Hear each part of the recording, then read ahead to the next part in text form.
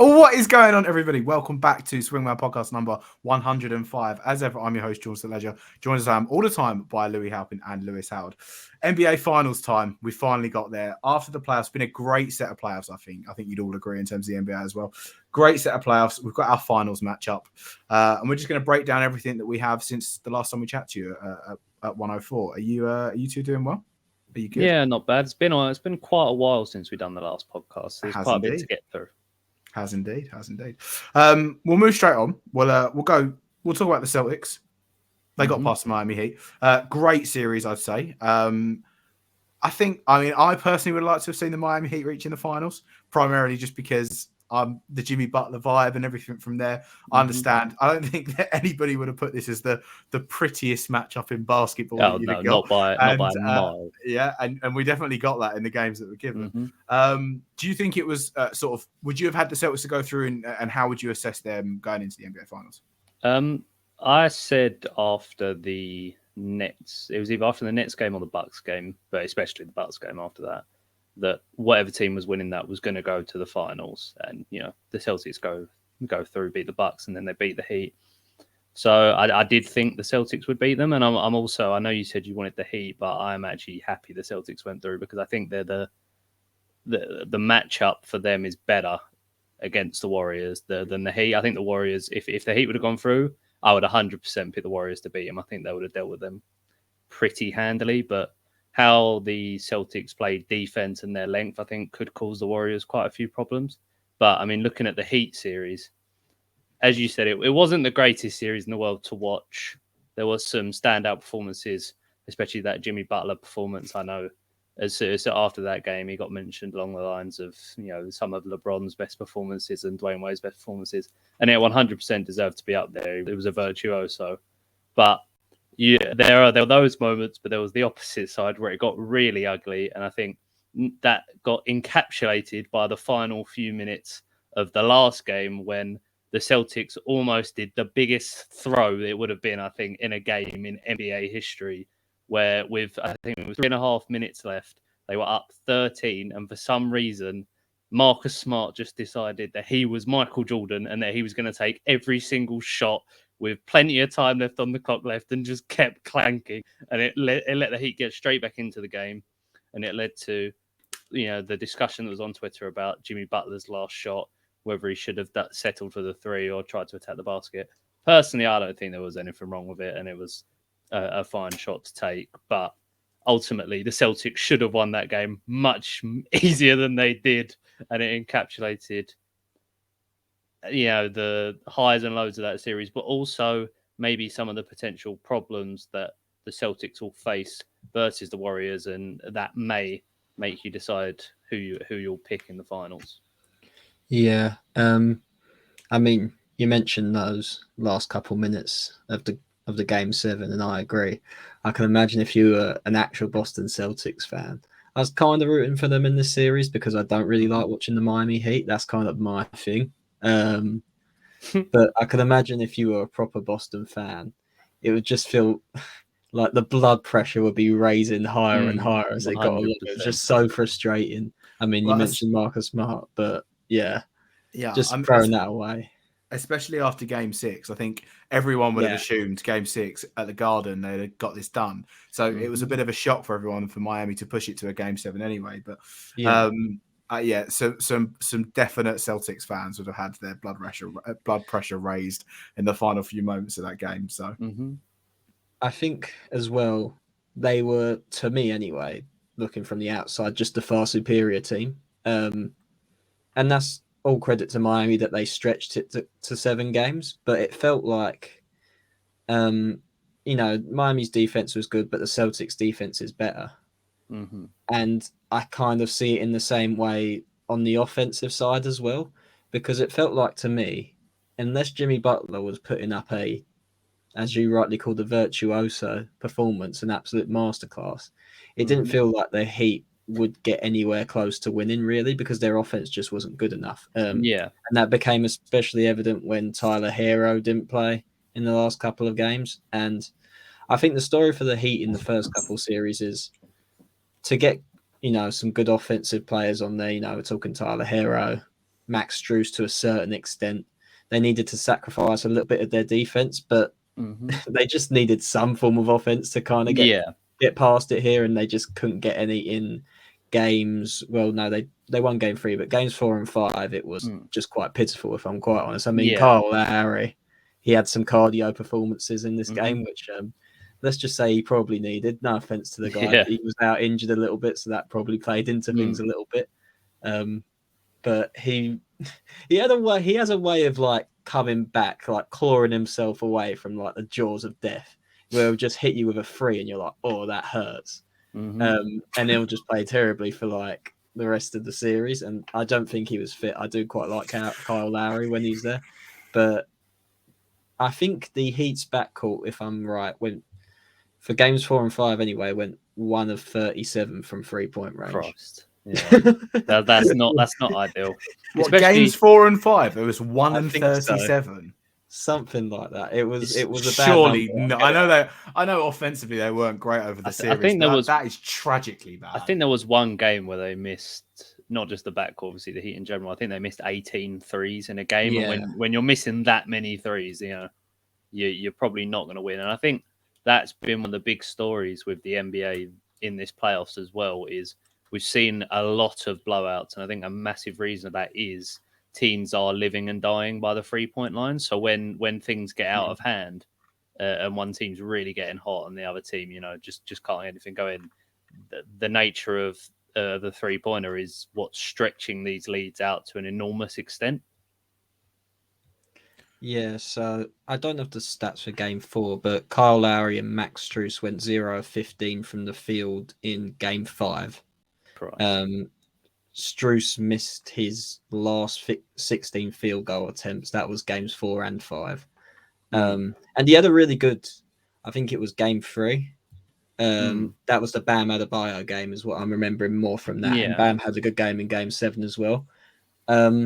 What I think I learned from this series and kind of what I knew before is that, and what Joel Embiid tweeted as well when he was watching one of those games, I can't remember which one, he was like, the Heat need another superstar, someone who can really shoulder another offensive load alongside Jimmy Butler, because, Jimmy put in some really good performances in this playoffs and all credit to him, but there were times where you could just tell he was running out of gas a little bit. He's an older guy, and they kind of temper him a little bit in the regular season so he can go off in these playoffs. But when you're coming up against a youthful Celtics team, it might have been a bit too much for him, because I know he was great in some of these games, but those games I'm talking about, games 4 and 5, he was really, really not.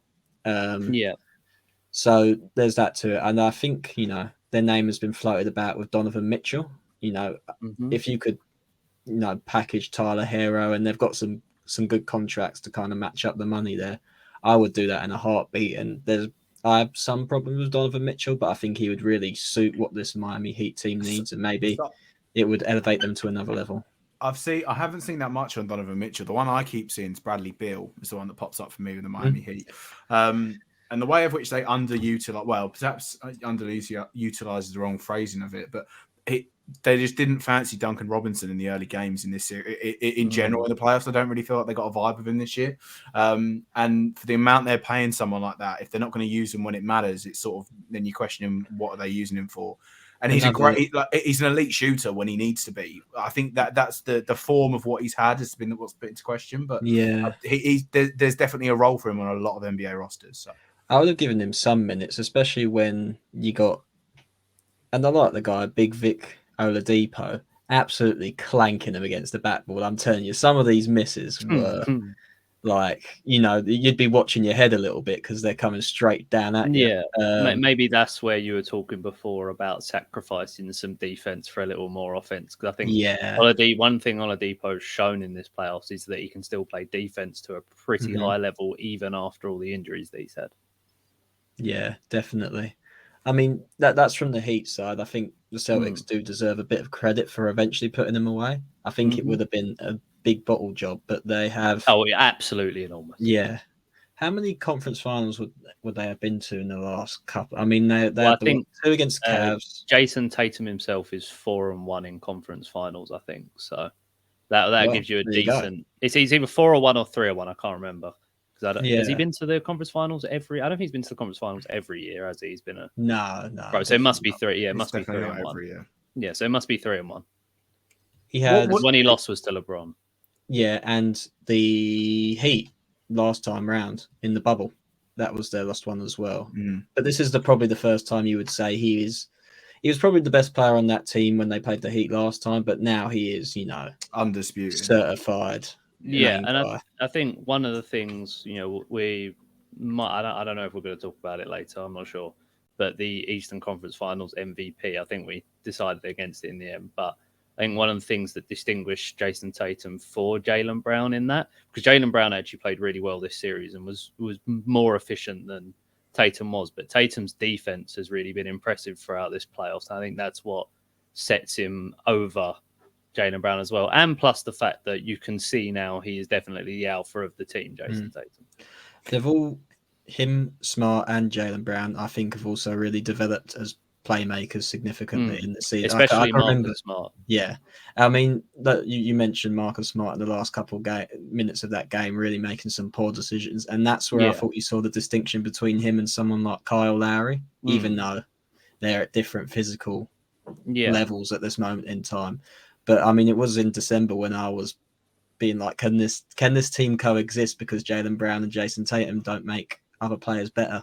And they have developed in that component, and I think Marcus Smart has as well. So he deserves credit for that. And I think if he doesn't play that Game 7, it's a lot more difficult because the defense he brings is just so game changing. And I think one of the things we'll talk about when we're looking at the finals matchup, and we'll talk about X factors. And I think Marcus Smart is probably the biggest one in the series as an X factor, because when he has the playmaking duties and he really not just embraces it but flourishes in it, that's when you see the best version of that Celtics team. And then on the other hand, and this tends to happen for the Celtics as a team, not just Marcus Smart, and I think it happens with the team that we'll get into later as well.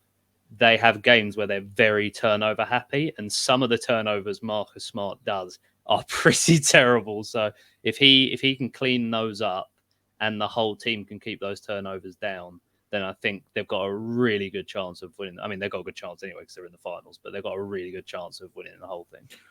I mean, just as the quick thing to round off this series and this matchup, what I wanted to talk about was that, I mean, ultimately in this 7-game series, the Celtics went through because Jimmy Butler missed that 3, right? Whether or not it's the right shot to take in transition. Well, I mean, the Celtics will get the ball back after. And then Miami are a defensive stop away. That's what I'm putting at. Yeah. If he makes that, they're in the advantage. You'd rather have them had that in that scenario. You'd rather be on the Heat side.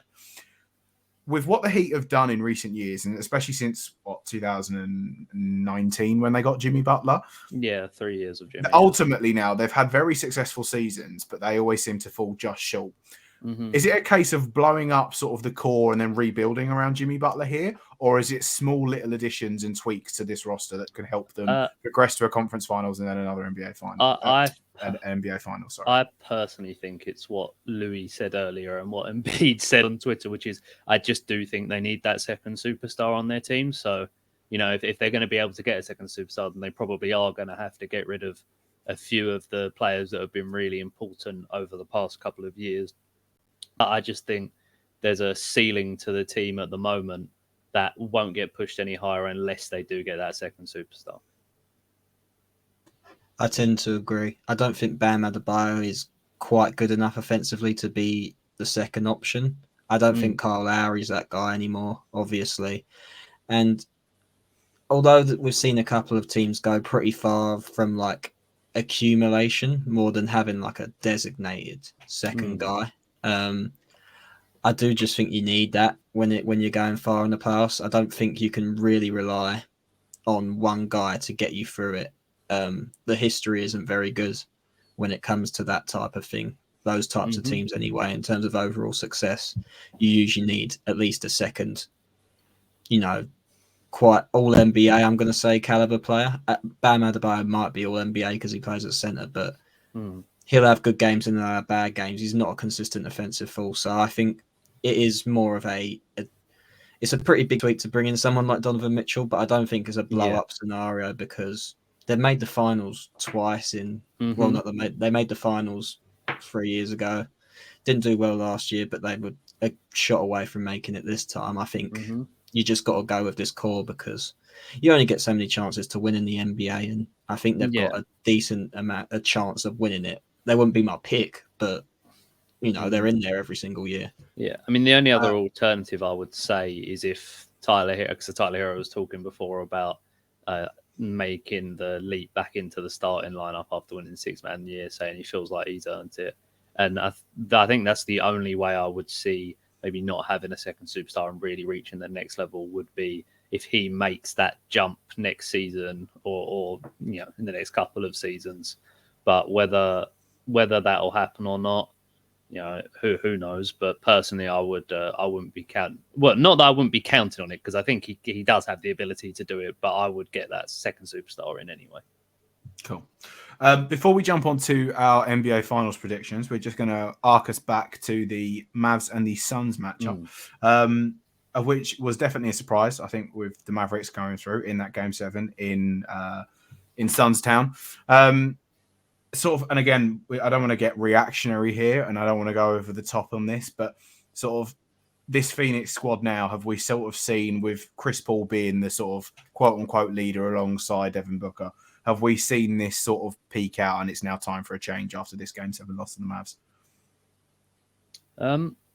I think the one thing that really made this conversation come up isn't just the fact that they lost. It was the nature in which they lost and how pathetic the team was performing.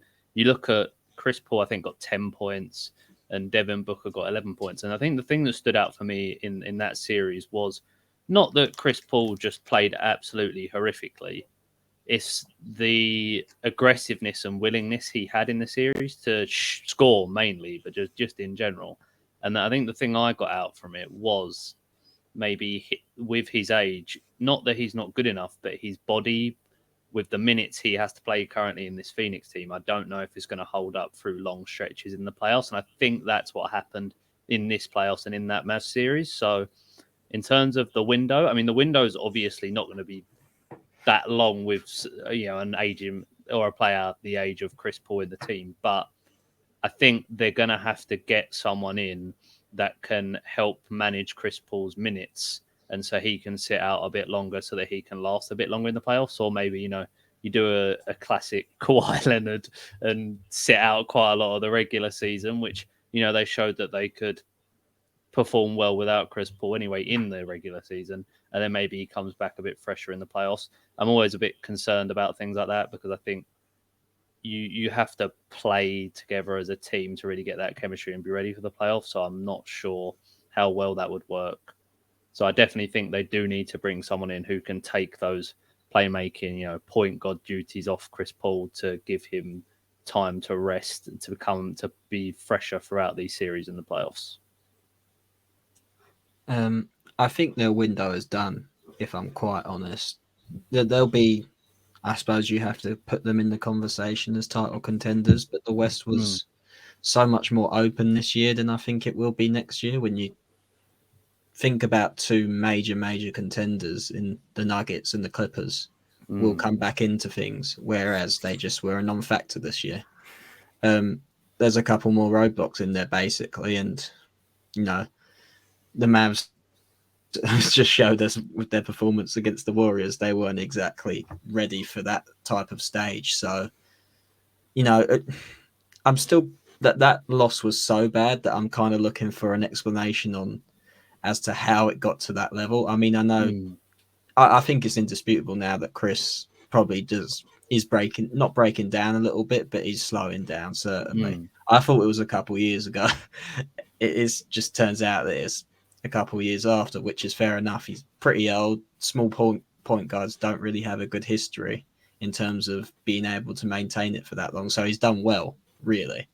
That being said, I do think he deserves a fair chunk of criticism, which my man in Minnesota, Pat Bev, is obviously giving him heavy heaps of jumped to the chance for it. His biggest hater came out on his worst day.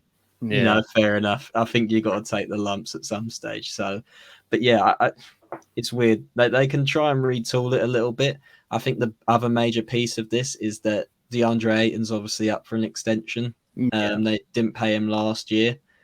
I don't think he really done anything this year to really warrant getting a max extension, did he really? I mean, he was a non-factor in these games in a lot of the playoffs, really. I'm not sure who else is going to pay for him. I will say personally, if I'm the Suns, I would actually pay him. So max. I think I would give him the max. Yeah, I think what he offers that Suns team, I think it'll be difficult for them to find the replacement that will give them what they need as much as DeAndre Ayton does elsewhere. I have troubles giving centers. Yeah, it's fair enough. Centers like him a lot of types of money because he's a good defensive player, but he's not like the centers I would give max money to your Jokic, your Towns, Embiids, the ones who are real like offensive metronomes who you can build around a little bit. I think you can find someone who does what he does, not to the level that he may do it, but you can find a substitute and then improve elsewhere. Yeah, it's a fair point. Personally, I would pay him, but I can understand why not. It comes down to, of course, Mr. Sava, who has his controversies off the court, and he's also known to be quite cheap. So we'll see about that. But I'm not sure what their move is really, and I just think the Western Conference will be better next year. So I do think this. If we're answering the question, has the sun set on Phoenix, which I believe is a beautiful way of putting it. Yeah. I think it might have done, unfortunately. Fair enough. I mean, I think they've got one more year with Chris Paul, is what I'd say. I think they'll have to definitely load his games in the regular season. There's no way he's playing 35 minutes a game in the regular season for 82 games. I think there'll be games where he just won't travel, I think is what they're going to have to do because they need to keep him as fresh as possible. But at the same time, I'm not a fan of it because I don't like and it's what happened with the Clippers, I feel. If you miss so many games in the regular season, you don't build up that fluidity or you lose the fluidity. And for a wing, it's a bit different. For your point guard that runs everything, that's a bigger drawback. So I think you've got one more year, re-sign some guys. I think JaVale McGee should stay on. The DeAndre Ayton thing's a bit more techie with it, but I think it will be similar to something that I do want to talk about later. In terms of Zion Williamson, in terms of the contracts that are being offered around with these guys right now. I think that the Suns sort of have to keep Ayton. It'd be a bit silly not to. Agreed. So they're sort of over the gun at that point. They're over the barrel. They've got to go for it now. I think they've got one more year and then it will start to unwind. And if they fall short again in this manner, especially, I think then Devin Booker will be sitting there and he'll be asking questions. Is this where he's going to stay for the rest of his career and so on and so forth that you see so happen with these sort of all-star caliber guys. But we'll move on. We'll talk about Mavs and the Warriors, the other conference finals matchup. Again, was a shock because everyone was expecting the Suns, but it was quite nice, I think, as in terms of seeing Luka Doncic and you had this sort of Doncic v Curry sort of matchup that was set out. I hoped it would have been a bit more sort of competitive as a series, but this is what you get in terms of with this primetime sort of Warriors team that we're seeing back now.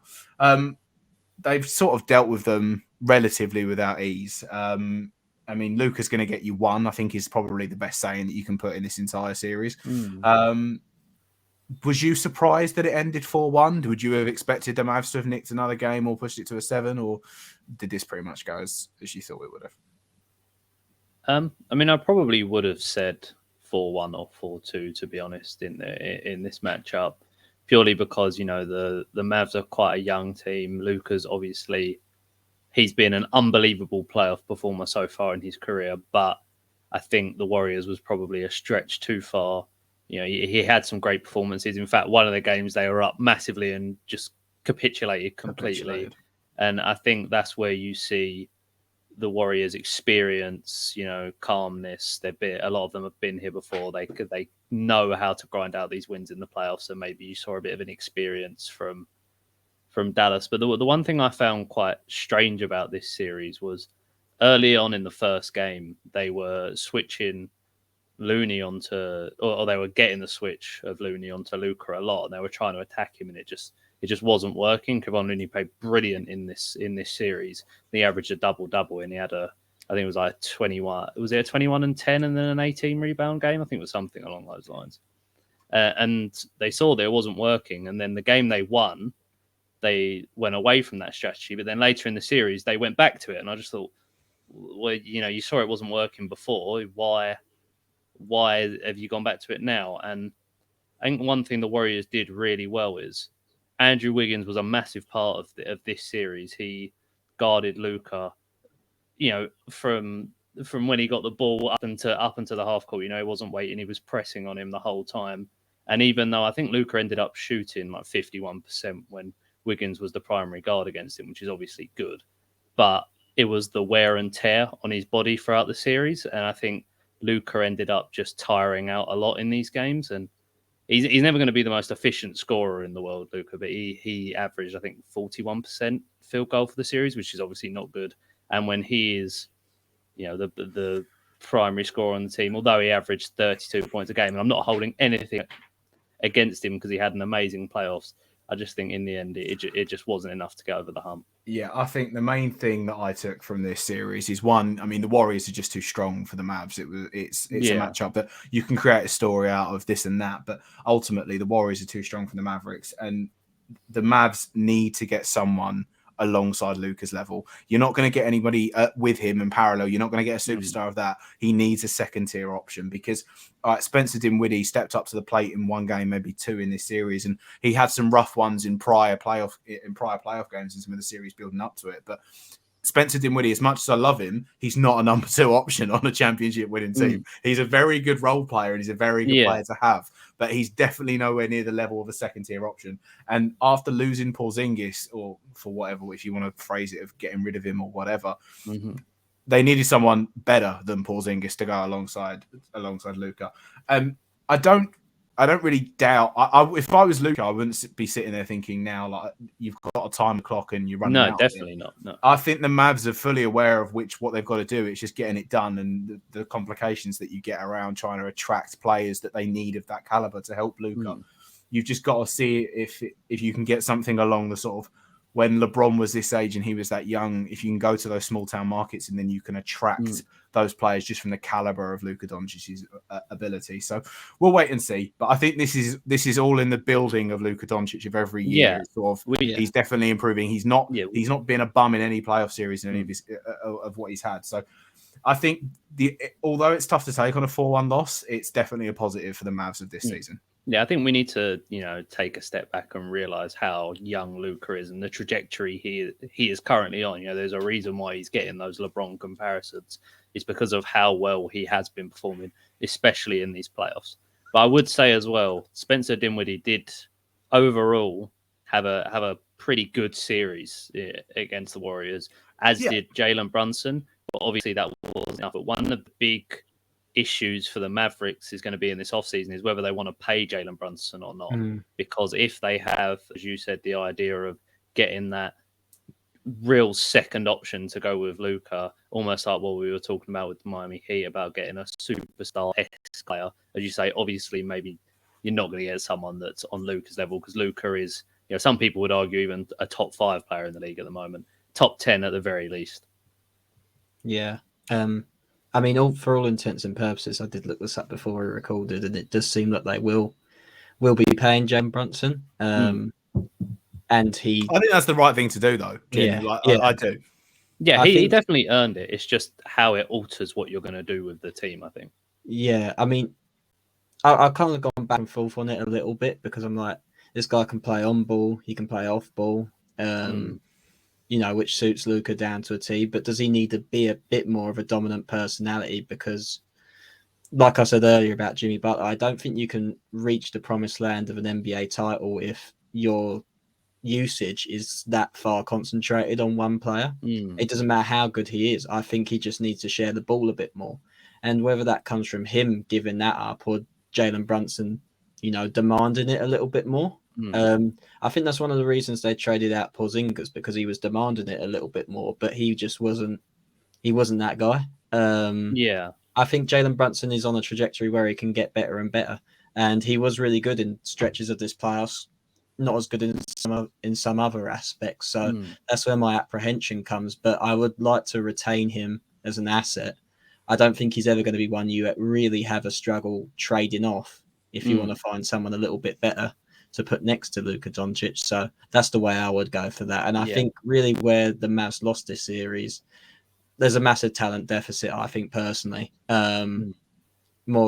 More so than I think even the experience, really. And it came from really Dorian Finney-Smith and Reggie Bullock, who were, big parts of why they beat the Suns in the previous series. They just wasn't hitting shots. Same with Maxi Kleber as well.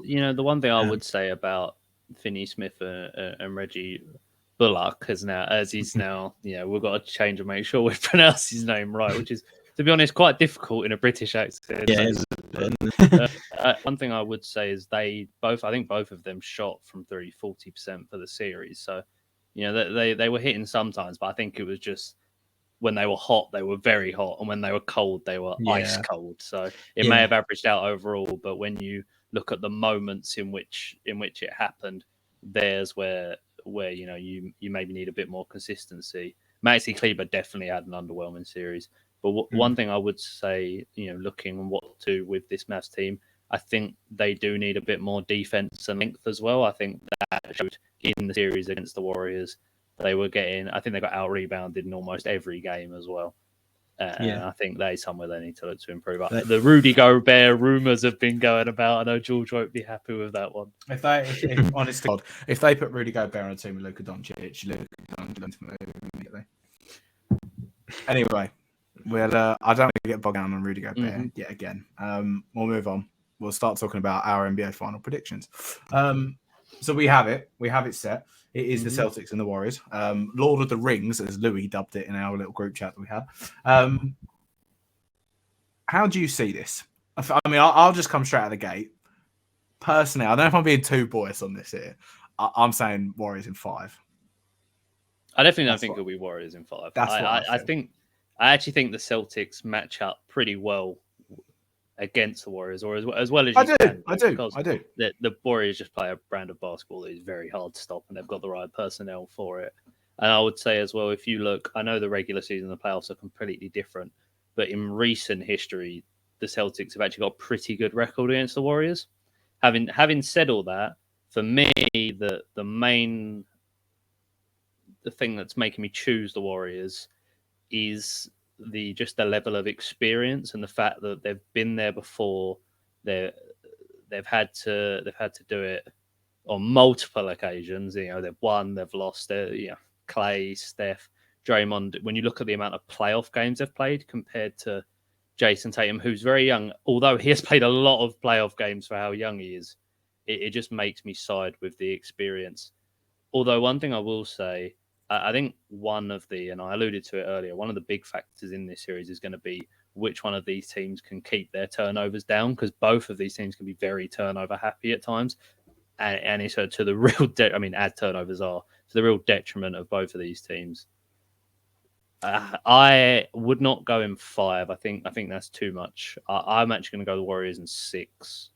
I think the reason I said 5 is because whenever I sort of see these finals and I watch the Warriors play, especially, and I just have, again, it's just a feeling, right? I just think that they're going to get sort of the momentum based. And then I think once the Warriors get going, I think the Celtics are going to get one. Tatum will get them a game, but I think the Warriors are just going to be relentless for them. The bit of a stutter there. The thing I was seeing mainly was that the Celtics have come up against all these different types of offense and they've got the best defense in the league, but the Warriors have got the best offense in playoffs at the moment. It's just what it is. And the way of which the Warriors can play is just multifactorial across the court. It's nothing that you'll see across from other teams they've played. So I just feel that coupled with the momentum, coupled with the players that they've got that have been in these situations before, I'm going Warriors in 5. Louis, you don't like to impress that prediction, and you're about to go Celtics in 5 and throw it on its head. I was just thinking. Well, I mean, that was my thinking phase, but I do think the Celtics will win this series. Actually, yeah, I'm gonna buck the trend slightly. My justification. So I completely agree with the sort of experience levels. I do think that does play a factor. It's more of a soft factor, so I can't really analyze it as much, but it's a thing. It definitely will be a thing. Steph, Draymond, and Clay, they obviously know how to get things done. And the momentum of the Warriors is definitely a thing. I mean, you've seen it a couple times where they've just built and built and built.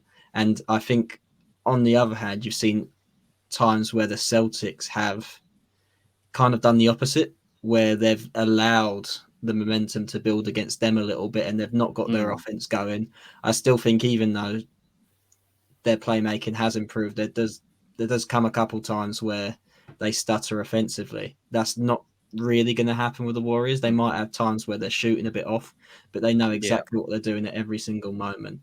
I think the Warriors have had a slightly easy ride in the Western Conference, if I'm quite honest. I think the Nuggets were the poorest team in the playoffs. I think they were getting absolutely done by Ja Morant, and I think that series is going 7 unless he gets in, if he doesn't get injured. And I think the Mavs just went cold at the completely wrong time. You say about the Celtics not having to face anyone like the Warriors. I don't think the Warriors have faced anyone near the caliber of the Celtics in their entire run. And so from that aspect, those are, again, slightly more soft factors. From an on the court type of thing, the Celtics do match up quite well with the Warriors. I think people have said that before. If you look at the regular season type of things, and I'm not sure if it translates too well to the playoffs, so I won't go too much into it, but Marcus Smart does play well against Steph Curry. He does know how to bother him quite a lot. And once you take out Steph Curry a little bit, and there's going to be games you can't. That's just how it is. But I think Steph's finals record slightly shaky. We would say. That's where you're going. I think it's slightly oversold, to be honest. Maybe. Oh, I mean, Draymond had a big thing about it, didn't he? The other day. Yeah, that was quite the argument with KD and him.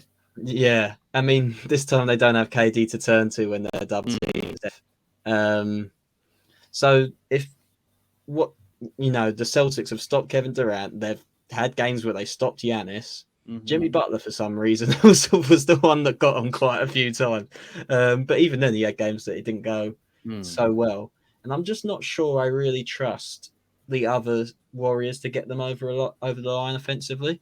And you talked about Marcus Smart being a big X factor. I think the real series swinger for me is Big Andrew Wiggins. I think they're the two you look to. Yeah. Clay will have a great game. He'll have a pretty poor game. I think that's how I'm just gonna perceive him this season anyway. Draymond is just a non-factor offensively, really. So, well, I wouldn't say non-factor. I think he doesn't shoot. He provides spacing. He doesn't provide spacing. He is the primary decision maker for that Golden State offense, and I actually think even though he's not going to be doing it by scoring, he is a massive part of that offense. But when the Celtics are putting Rob Williams on the guy that can't shoot, they're probably going to be putting him on Draymond Green. If maybe Kevin, if Looney's not playing, that might be a bit of that'd be Horford, whatever. I just think the Celtics match up quite well to stop Curry defensively. I think that can get them a couple games, and I think they have a good enough offense to get them over the line. I've kind of underestimated the Warriors the whole series, so I'm fully expecting to be mugged off here again as well. But so what did you go? Celtics and what?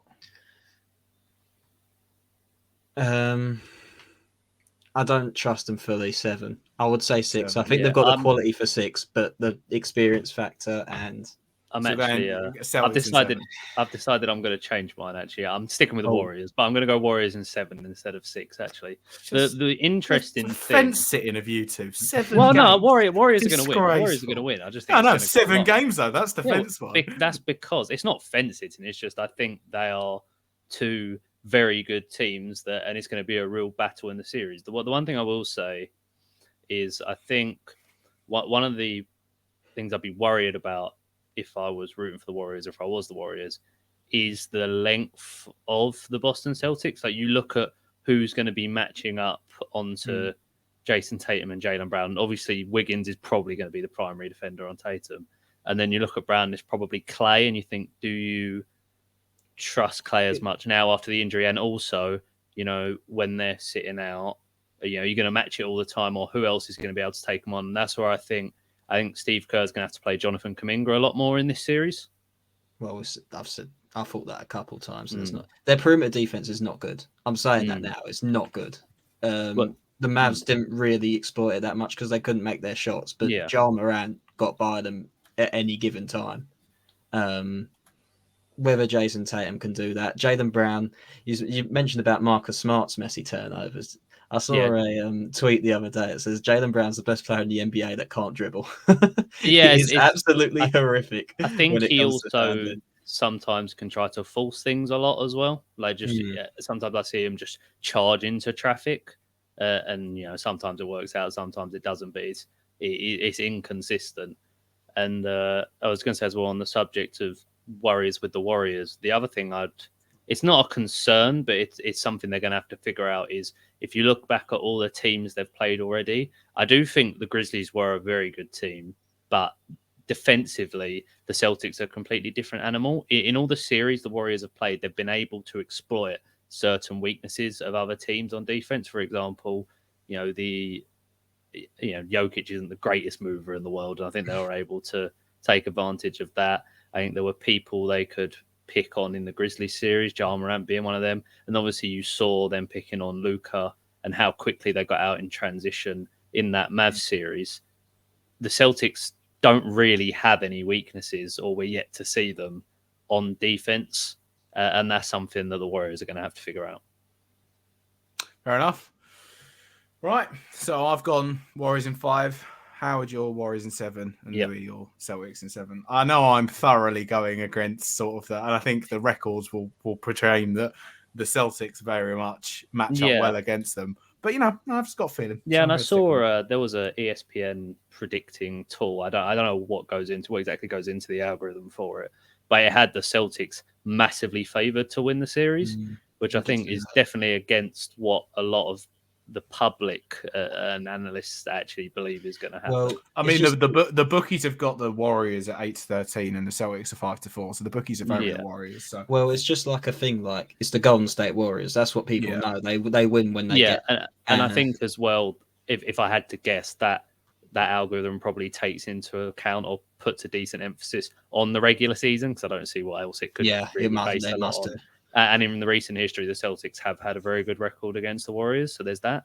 One more thing I would add that's been quite strange is, when you're looking at home versus away and the advantages there, the Celtics' advantages at home versus away has been quite strange in the playoffs. They haven't had a really strong home record versus away record, whereas... And it's weird because you look at the Boston Garden, you think that's an ominous place to go, as is the Warriors as well. That their fans generally do get up for it quite a bit, so that isn't going to be as much of a factor in this series as it has been in previous ones, I think. Fair enough.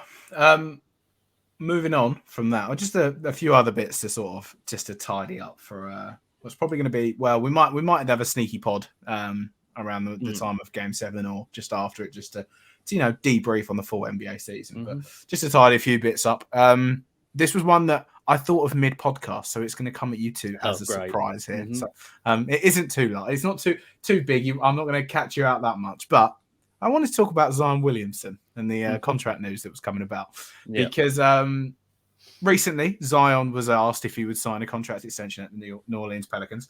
And he said in the offseason, and quote, "Of course, I couldn't sign it fast enough." And then everything that came out from that, there was a bit of time.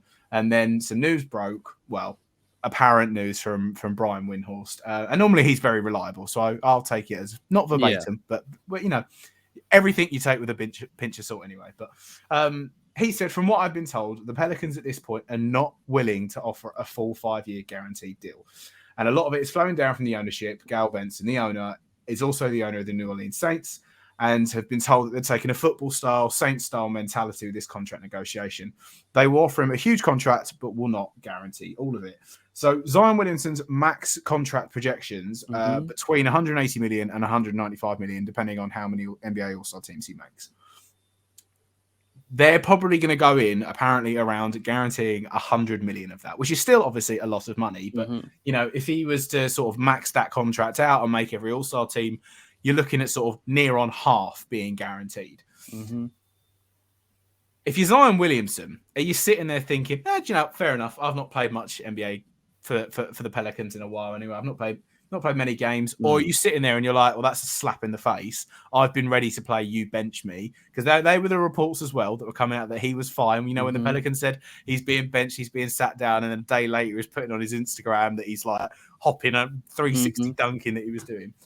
If you're Zion, are you now like, well, what the hell's going on here? I want to play. Don't tell me that my money's not guaranteed. Or do you sit back and you look at it like Joel Embiid did with the Sixers when this happened, and you go, yeah, fair enough, I'll sign the contract anyway, and then work yourself into fitness and I mean, I know there's been some stuff over the past few months about Zion Williamson's health and his shape and some other concerns around that. But if I am the Pelicans, I am 100% paying Zion Williamson the max that he can actually get. And if I'm Zion Williamson and I'm not getting the max from them, then I am very happy to look elsewhere. But he's getting the max, though. He's been offered it. It's just not guaranteed. Well, if whatever that they can offer me, the maximum amount, and I'm not just the money, but guaranteed as well, I'm asking for that because someone else will give him that. And I know he can't get as much in other places as he can if he stays in New Orleans, but whatever gets me the most money, I'm going to, because I think people underestimate that what he has done. I know he hasn't done much in the NBA so far, but when he was healthy and playing, he was averaging about 27 points on absolutely ridiculous efficiency. And I think it would be stupid for the Pels to even give him a chance of going elsewhere. And I will say, Willie Green is I think he'll be an absolutely he is a fantastic coach, and he will be one of the best coaches in the NBA. He is, and he will be for the future to come. So I will say, if I'm Zion, I would quite like to stay in New Orleans with the setup that's there. Obviously, the Pelicans aren't that dramatic a team, and there's other markets that are bigger. But I do think it's a good situation. I think they've got a fantastic coach. They've got good players. They have some good players. I know people have concerns about Ingram and Williamson and how they'll fit, but I just think if you're the Pelicans, you just have to give him everything that you can give him. Lou, what do you think? Yeah, I tend to agree with Lewis. I think I can understand if I'm looking at it from the Pelicans organisation perspective, I can understand the reservations you would have in giving I agree. Guaranteed money over a lot of time, because his injury record it doesn't look great for the future outcomes. But Embiid's a very good example that you mentioned there. It wasn't looking very good for him at some stage. He manages to get himself together now more than anything. I know he had some injuries in this playoff, so probably not the best, most recent example. But he can put together a whole season now where people could be like, oh, here's the MVP. He's played enough games to be considered for an MVP, basically, which you just wouldn't have expected a couple of years ago. So, I would be quite insulted if I was him, because so would what he done in the second season was pretty unprecedented for a player in his second season. So you can be like, oh, I can use it for motivation to get into shape, which he does need to do. I don't want to pile on that front, because I'm sure he knows that at this stage. Because there were reports of him coming in at like 330 pounds at 6'7". His size is just. I understand he's in New Orleans, and like the jumbo, the gumbo shrimp that's down there. It's not going to be healthy. The gumbo in New Orleans is unrivaled, and in that part, all of that sort of stuff. Fully understand it, but $200 million. There was a thing that I did see that did make me laugh as well. I did put it down here. It was a classic in this response of Charles Barkley. If they were getting ready to give me $200 million, I would be the skinniest power forward in the history of civilization. Which, after everything with Chuck right now, fair enough. But, it's one of these things. I think there's twos and fro's on both sides. I think Zion definitely could have done more to improve his physical shape and look after himself a bit better with, the hype that he came in on the league on, and also just in general, the money he's getting paid as a professional athlete. But I do think that it's not all Zion's fault. I think there's definitely, I feel like he's been ready to play for a little while now, and the Pelicans have benched him out of saying, well, there's no point in him playing in these games, and they're rubber banding it and all of that sort of stuff. So if he's not starting at the start of next season, alarm bells are going to go very quick in the NBA in terms of what on earth is happening here. Because I just think regardless of what has happened so far, you just got to give him the guaranteed money. Yeah. The upside with Zion is just immense. Like, he's absolutely immense. You have to give him the money. If he's not starting at the end of the season, he's trading in that gumbo for a slice of pizza down in NYC. Is that what you're saying? It's going to swap out the NYC shrimp. It's going to swap out the gumbo shrimp for a New York for $1 slice. That's the rumor, isn't it? But yeah, I agree. I think he's a generational talent. Mm-hmm. Whether he can stay on the court long enough to really impact going through in where it matters, the postseason, basically, because he's not really had that opportunity yet. I don't know, but I would like to have the opportunity to see. So I would like him to sign a contract, and I'll tell you, I'd like him to stay in New Orleans though, because if we ever get that trip done, that gumbo, good reason, gumbo shrimp and Zion Williamson. That's what you want. And as I said as well, the Pelicans have got a great setup at the moment with some of the players they have and the coach they have. You said certain reservations about ownership decisions, but with what's there at the moment, I just think it should just be green light from both sides. I'm just thinking about the gumbo shrimp and Zion now. It's going to be, I don't want to see the memes that came about as well. When he came back in and he was like stomping in after the new season. I want none of that. I want Zion positivity is what I want. Anyway, moving on to the penultimate part we'll have of this podcast. We'll do it just briefly, as I am aware of the time. Zach LaVine leaving. Where next? This isn't breaking news, unfortunately. We are not breaking this. I wish we were, but just some discussions that were going about. There were some rumors floating about the gaff that Zach LaVine, might be trotting off from the Bulls, leaving them. Is there any sort of? Would you rather him stay at the Bulls, or do you think maybe he's that second Heat star that they need down in Miami? Is that sort of? I just think it's mainly you look at what the options for him would be if he were to leave, because this is all just rumors. He's not actually confirmed going, but I think the teams that have really been thrown about, one has been Dallas. We were talking about Dallas earlier. Yeah, fair. And I think that would have to include a couple of picks and Spencer Dinwiddie going the other way. I don't really see that happening, to be honest. And then you look at, I think another one was the Heat, as you say, but once again, it is difficult to with what would have to go through to see that one happen as much. I think the Heat would have to give up a couple of. They'd have to give up a couple of key players like Tyler Hero, but if it's Zach LaVine, then maybe you pull the trigger on it with what we were talking about earlier. And then the final one, which I think is probably the one that makes the most sense, even though, as I said before, this is all just rumors, is probably the Hawks. I think that's the one that theoretically could go through. That would include, some combination of Collins, Bogdanovic, and Herter with a pick or picks. But my issue with that one would be, you look at the Hawks, you look at the Bulls. If you're Zach LaVine, do you really think that that's going to be a massive upgrade? Do you think you're going to get a lot further with the Hawks than with the Bulls? Or maybe it's more than just a basketball decision. Maybe it's something else.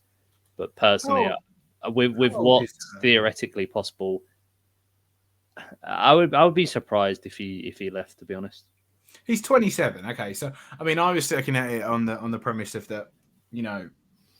It's a telltale sign now. How long has he got left in his contract? Is he out of?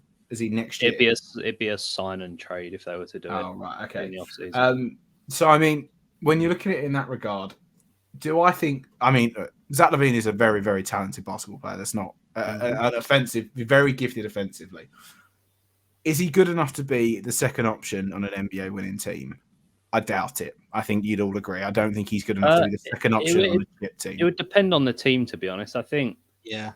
Could there be a chance with the Heat if they manage to get it done? It would depend on what they gave up, obviously, but potentially.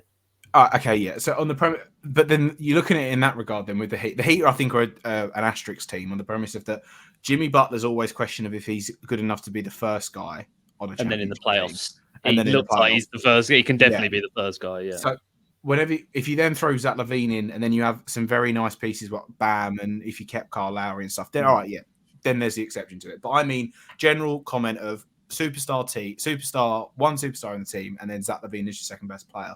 I'm not sure that wins an NBA title. If you're looking at it in that regard, then I don't think the Atlanta Hawks would necessarily a more appealing situation for Zach LaVine than what he's currently got at the Bulls. Yeah, that's what that's not alluding to. I mean, the one I'll float if he was going to move, why not trade in the Chicago lifestyle for a bit of the LA? Team up with LBJ. I've seen that one, but that one's not happening because they're not going to be able to get rid of Westbrook. It's just is what it is. They're going to have him for another year. No, I think the Westbrook thing right now is a lot of hardball. I think they can definitely package it and they'll have to pay to get rid of him. And this is when the Lakers then need to decide what are they realistically going to be doing with LeBron James in the next year to two that they've got him. Because you'll have AD. If you get rid of Westbrook and bring in someone that they feel will work with both of them, and if you've got a healthy AD, there's no reason why LeBron James, Anthony Davis, and Zach LaVine trio wouldn't be terrible next year. The one thing I would say to that would be, because I think I saw a proposed thing. As I said before, I just don't think they're going to be getting rid of Westbrook. I don't think they'll be able to they won't want to for what they're going to get back. But I think if it was to be LeBron James, Anthony Davis, and Zach LaVine, I think the next 10 players on the team are going to be minimum contract players. And I don't, even with 3 stars, you probably would bill them as one of the favourites to win the title, but their supporting cast is going to be pretty bad. And that's where, when you talk about the asterisk around the Miami Heat, I think if that went through and they give up Tyler Hero, Cole Lowry, and some picks, I actually think they'd be able to keep quite a decent amount of players on their team. So that one is separate from the others. And I think if you were to tell Zach LaVine these were the options, is the one that would probably be favoured by him. Because I don't think, obviously LA is LA, but I don't think that would be an option because they're not going to be able to get rid of Westbrook. Without looking at the contract situations, I know they've got a couple big ones that they could maybe shift in the other direction. I quite like Denver, potentially. I don't know how that one would work, to be honest. Yeah. Well, they'd have to get rid of one of Jamal Murray or MPJ. So they're pretty locked up. Yeah. They're pretty locked up. And I don't think anyone... I was just thinking about this the other day because obviously Tim Conley, who is the GM at the Denver Nuggets, has gone to the Timberwolves for a pretty substantial wage. I think he's got equity in the franchise as well now. Quite a healthy package for him. His last act, he's given Jokic Supermax, obviously. That's what you're going to do. But I think he did give Michael Porter Jr. a rather hefty contract. It is a hefty contract, but it is, prospecting what he can do for them in the future. I mean, when you look at the Nuggets team, I think if you were to ask me right now, are the Nuggets, while Jokic is there, are they going to win a championship? My answer now would be yes. I do think they're going to end up winning the championship. For what they need to do with that team, I wouldn't be doing anything with Zach LaVine personally. I'd be looking to shore up their defense and get some length. Yeah, that is true. It's just not good. It's just not good for them at the moment. So they really need to improve there. They should have traded for Drew Holiday when he was available, but that's a different scenario, I guess. This is kind of going back to the last section, but if someone's getting a non-guaranteed contract and you're looking over at Michael Porter Jr. with a fully guaranteed, it's a lot, $100 million in your back pocket, the guy's played about 24 games, and I know he's good, but he's really good. I like his game. Did get torched defensively in the playoffs, but defense is definitely a very strong point. But it's staying healthy. It's what he can do at his size and at his age that is what you're paying the money for. Unbelievably skilled, but I don't think people were clamoring to give Michael Porter Jr. a big contract. It wouldn't be the same as Zion, put it that way. Yeah, it would not. There's no way. No, every team in the league would be giving every team that could would be offering Zion a contract. Like the one he could get from the Pels. Yeah. All right, and I think we'll round this up with some other NBA news, not relevant to this season, but in 2023, NBA Paris confirmed. I think this is our duty as European sort of NBA fans to discuss this. Sadly, it's not coming back to London yet. We've not got the Luke Cornett show that we had at the O2 when we went that time a couple of years. When was that? Was that 2018? It must have been. That was before COVID. That was 2017-18. It was the Knicks v Wizards. Bradley Beal was there. I remember that. Yeah. We got a buzzer beater. That's what I can. It was lovely. It was great time. But we haven't had any NBA games since back. I know there's one in. They announced it before because it's the Bucks and the Hawks. I forget now. Where is it? Is it in Dubai, perhaps, or UAE, or Bucks? Not sure. They had the Dallas in Mexico a couple years ago as well. Yeah, they did have that. Hawks, Abu Dhabi. Hawks play on Thursday, October the 6th and October the 8th. But that's relevant to us because we're not there. We're in Europe. We are an hour or two away from Paris. And we've got the Bulls and the Pistons. So, Zach LaVine, stay at the Bulls, please, now, because, we want all the time that we get there. It would be a bit funny. And this seems to be the way with Europe. We did get we did get a Sixers Celtics game, I think, 2012 or 13. I think there was definitely a Celtics Sixers or something along those lines. But ever since then, it's not been the sort of creme de la creme that have come over here, which we can't even argue because it's, it's an American sport. It's very nice that they've come over and they're playing a game. But, if the Bulls end up trading away sort of LaVine and Lonzo Ball's injured and then DeRozan sits it out, it's not going to be great viewing for Mbappe and Neymar that are sitting on the sides. But, the game's in the 19th of January, 2023. We've all got our hats in the ring. We will not get tickets because it's an 18,000-seater stadium and 9,000 of which will be allocated to, everyone in Paris that's about a millionaire. So, I think there's a lot of people that we got tweeted it. We saw it. We saw everyone was gassed for it. So we threw our hats in the ring. We'll try and get some tickets for it. But NBA, I know you're listening. Bring it back to London. That's what we need. Just in general. More games in Europe we'll take. We'll take them in more places anywhere in Europe. We'll take them. Or even just slightly more tailored to Europe games in America. That's a bit.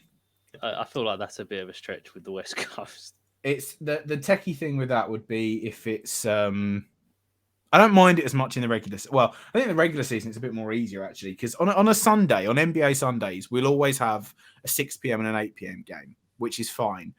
The thing that's slightly annoying is obviously in the playoffs, especially this one, there is no game that's earlier than 1 a.m. for us. So we're all sharing the pain in Europe in terms of this factor here. But, it's what it is. If it happened in the Premier League with football and they moved it to America, people would be up in arms. So it's you've got to take it. But it's, it's one of those things. But yeah, I think that just about wraps it up. We've done our predictions. We've hashed everything up that's happened prior. We've spoken about the gumbo shrimp. So I think on that note for podcast 105, we will leave it there. We'll probably be back after the NBA Finals to discuss everything that happened, how badly my prediction probably was, or how badly their two predictions were. And we'll go from there. So thank you very much for listening. Make sure you're following us on all of our socials at Swingman Pod. Check out our website, www.swingmanpod.com. And if you're listening to this on Spotify or Apple Podcasts, please subscribe and leave a review. It really does help us out. And if you're watching this on YouTube, again, please do subscribe and leave a comment, leave a like. Really would help us out. Thank you very much for listening, and we'll catch you in the next one. Enjoy the finals, and we'll chat soon. Peace.